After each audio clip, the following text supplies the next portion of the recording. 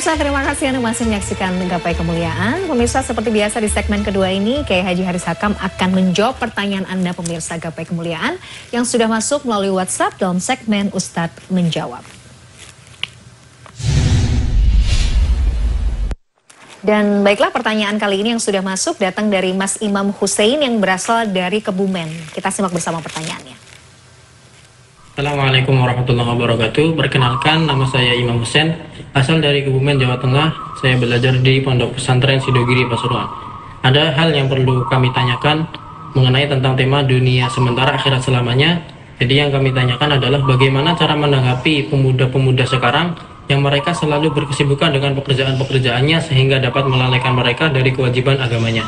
Dan juga bagaimana solusinya agar akhirat selalu menjadi prioritas utama kita. Mungkin cukup sekian, Kiai. Terima kasih jawabannya. Wassalamualaikum warahmatullahi wabarakatuh. Waalaikumsalam warahmatullahi wabarakatuh. Terima kasih Mas Imam dari Kebumen atas pertanyaannya. Ada dua pertanyaan Pak Kiai tapi masih berkaitan. Yang pertama, bagaimana dengan fenomena para pemuda dan pemudi sekarang yang rasa-rasanya terlalu sibuk ya dengan pekerjaannya mungkin sehingga akhiratnya kemudian lalai. Dan bagaimana supaya kita tuh fokus aja sih untuk mengejar dan memprioritaskan akhirat. Tafadhol Pak Kiai. Baik, terima kasih ya Imam Hussein di Kebumen. Yang perlu dipahami pertama bahwa kata duniawi dan ukhrawi itu hanya terminologi dalam memahamkan dunia yang berbeda. Tetapi bisa jadi yang sesuatu yang duniawi itu bisa berwarna ukhrawi, tetapi kebalikannya yang kelihatannya dia berupa ibadah tetapi warnanya bisa berwarna duniawi gitu. Itu yang mesti dipahami dulu. Betul. Yang kedua mesti kita pahamkan tuh begini. Jangan menganggap bahwa orang-orang yang di pesantren itu adalah orang yang sudah lebih bagus ketimbang orang yang berpendidikan di luar pesantren. Bahwa sebenarnya itu cuma untuk bisa memberikan dasar-dasar di mana pijakan sebagai orang yang profesional akan nanti pada dunia mana dia akan menekuninya. Itu saja yang membedakan belajar di pesantren atau belajar di luar pesantren. Konsep Al-Quran itu mengatakan gini, la yastawil hasanatu walas sayyi'ah. Tidak sama antara yang baik dengan yang buruk. Plus dan minus itu sesuatu yang berlawanan dan dia tidak mungkin berkumpul menjadi satu. Jadi kalau kita ingin membedakan duniawi dan ukhrawi itu pada pemahamannya itu yang plus dan yang minus. Kita di dunia ini, kalau yang plus itu maknanya ukhrawi, mana yang negatif itu maknanya duniawi. Kemudian bagaimana cara mensikapinya? Idfa billati hiya ahsan. Jadi kalau kita ini umpamanya di kalangan dunia pesantren, anak-anak muda, Gen Z, kemudian lebaran bertemu dengan mereka itu yang berpendidikannya umum, idfa billati hiya ahsan. Maka kamu harus bersikap bagaimana lebih bagus dari sikap yang mereka tunjukkan. Itu. Lalu bagaimana kalau kita melakukan konsep itu? Fa'idzal bainaka wa bainahu adawah ka'annahu waliyun hamim. Ini menarik. Kalau kita tetap berposisi orang yang terbaik, yang lebih bagus, yang lebih lembut, yang lebih bijak terhadap orang lain, pada saat mestinya terjadi permusuhan, maka dia menjadi sahabat yang setia.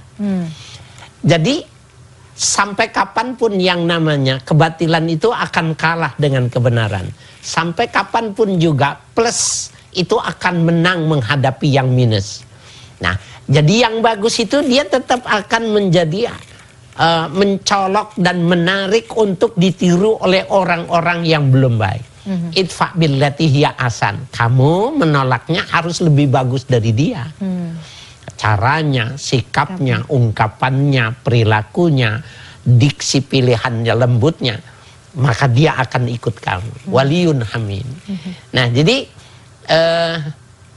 kita nggak bisa pada awal kemudian bertemu dengan seseorang kita akan mengatakan kita termasuk yang baik, mereka nggak boleh begitu ya, karena sesungguhnya dia mesti melalui satu proses ujian dulu, bergaul, terjadi beda pandangan, terjadi benturan, maka ketika kebaikannya itu yang dia tunjukkan, dia akan menjadi orang yang setia dengan kebaikan yang kita tunjukkan. Itu sudah dijamin. Jadi kita tuh pada awalnya emang tidak boleh menjudge ya Pak Kiai. Artinya gini, saya ini lebih baik nih dari si fulan atau si fulanah misalnya. Belum tentu gitu Belum ya. tentu. Kadang-kadang, nah ini tadi misalnya soal dunia dan akhirat ya, duniawi dan ukhrawi. Kadang-kadang itu kita menjadi hakim terhadap orang lain. Misalnya seolah-olah orang tuh yang sibuk kerja misalnya. Ini nih orang ya Allah, akhiratnya tuh lupa kali ya. Kerjaannya workaholic, nggak pernah ini nggak. Padahal sebenarnya mungkin kita nggak tahu Pak Kiai. Misalnya si orang ini mungkin sibuk bekerja, niatnya memang mau menghidupi keluarganya, mencari nafkah, niatnya lillahi ta'ala, kan sebenarnya itu juga bagian dari dia mencari ukhrawi juga kan Pak Kiai. Bisa jadi dia mastur anil ibadah, orang yang berselimut menutupi ibadahnya. Betul, betul. Jadi orang yang berzikir itu nggak mesti duduknya di masjid. Betul. Tetapi bisa jadi di depan komputer. Dia orang yang bisa memainkan antara jasmani dan rohaninya. Maka dia menjadi orang yang menutup dirinya, sementara sebenarnya dia lebih tinggi di depan komputer ketimbang sahabatnya yang tidak melakukan apa-apa atau berzikir tetapi ya mempertunjukkan kepada orang lain. Nggak bisa. Ukurannya bukan fisik ya. Dan yang paling bisa mengukur, yang paling bisa kemudian menilai ini orang memang berat apa tujuannya, niatnya tuh memang hanya sekedar mengejar dunia atau akhirat, tuh kan sebenarnya dia sendiri dan Allah ya Pak Kiai. Orang lain kan nggak bisa menilai ya Pak Kiai. Nggak bisa. Kita masih ingat Mamilah, udah lama sekali ya di gapai kita membahasnya, bahwa Imam Syafi'i radhiyallahu anhu itu yang dikagumi oleh muridnya Imam Ahmad ya Imam Ahmad ibnu Hanbal itu. Tapi anaknya Imam Ahmad itu ketika dia mendengar ayahnya mengagumi Imam Syafi'i, dia minta izin mau lihat apa sih hebatnya Imam Syafi'i, guru dari ayahnya. Dia lihat cuma melamun aja. Nah ya gitu. Yang dia lihat tuh cuma melamun, sholat, habis sholat melamun, nanti ketemu sholat lagi. Setelah itu makan minum ala kadarnya melamun lagi. Karena sudah hari satu malam harinya yang dia lihat melamun, maka dia izin. Tadinya 3 hari jadi cuma 1 hari. Pulang dia bilang mayanya, apa hebatnya gurunya? Ya, yang kulihat dia cuma melamun aja gitu. Oh kalau gitu kita akan ke sana. Diajak balik gitu. Ditanya ya oleh Imam Ahmad apa yang menjadi gerangan ya pemikiran sehingga terlihat banyak yang menguras pemikiran. Gitu. Dia bilang ada satu hadis yang aku baru saja menerimanya, dan ketika hadis itu aku mencari sudah 70 hukum lahir dari satu hadis, tapi hadis itu masih saja mengeluarkan hikmah-hikmah keilmuan, sehingga aku itu yang menyebabkan aku malas untuk makan dan minum. Ya Allah ya Rabb. Apa itu hadis itu ya guru?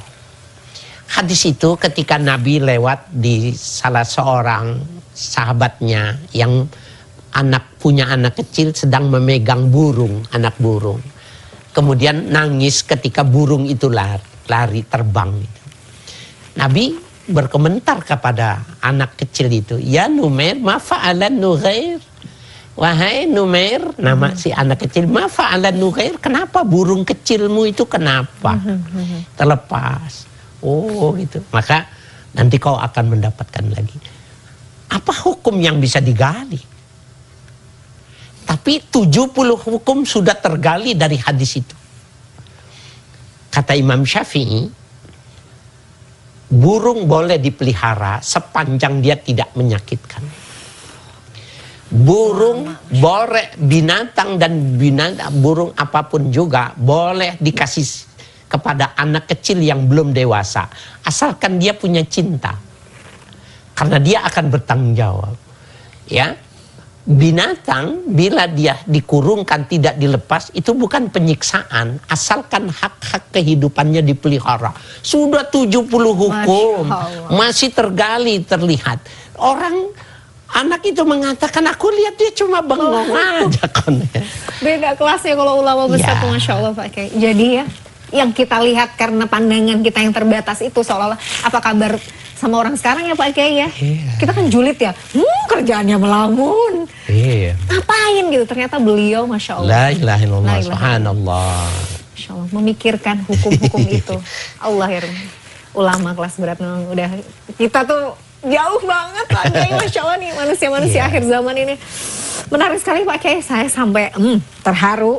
Masya Allah, nanti kita akan lanjutkan di segmen berikutnya. Kita jeda dulu, pemirsa jangan kemana-mana. Gapai Kemuliaan masih akan kita lanjutkan tentunya setelah jeda yang satu ini. Tetaplah bersama kami.